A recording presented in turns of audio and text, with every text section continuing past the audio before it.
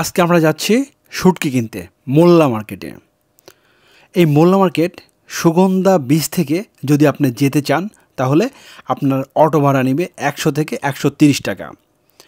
আপনি কক্সবাজার যাবেন আর শুটকি কিনবেন না, তা তো হয় না।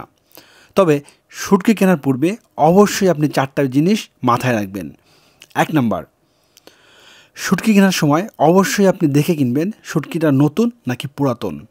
আপনি কখনোই পুরাতন শুটকি কিনবেন না, কারণ পুরাতন শুটকির দাম অনেক কম আর খেতেও ভালো না। কালার দেখে আপনি অবশ্যই নতুন শুটকি কিনবেন।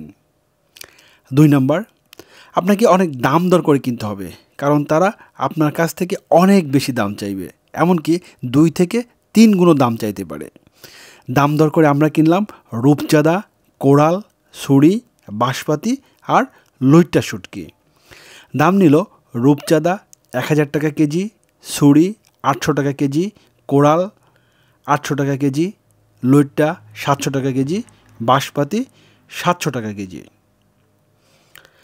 3 নাম্বার, শুটকি কেনার সময় আরেকটা জিনিস অবশ্যই মাথায় রাখতে হবে, সেটা হচ্ছে শুটকি শুধু কিনলেই হবে না, এগুলোকে আবার বাড়ি নিয়ে আসতে হবে। তাই ওজনের দিকটা মাথায় রাখবেন। আপনি কিনতে কিনতে 10 কেজি 20 কেজি কিনে ফেললেন, এই শুটকিগুলো কিন্তু আপনাকে আবার টেনে আনতে হবে, যেটা অনেক কষ্টকর।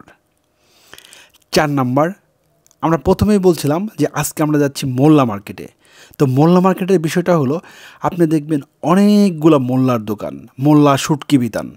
কোনটা যে অরিজিনাল মোল্লার দোকান সেটা আর খুঁজে বের করা কোনোভাবেই সম্ভব না। আমাদের সাথে পরিচিত লোক থাকায় খুব সহজেই খুঁজে পেলাম অরিজিনাল মোল্লার শুটকির দোকান। তো এই 4টা বিষয় অবশ্যই আপনি মাথায় রাখবেন শুটকি কেনার পূর্বে। তো ভিডিওটি ভালো লাগলে অবশ্যই একটা লাইক করে দিন আর চ্যানেলটি সাবস্ক্রাইব করে দিন।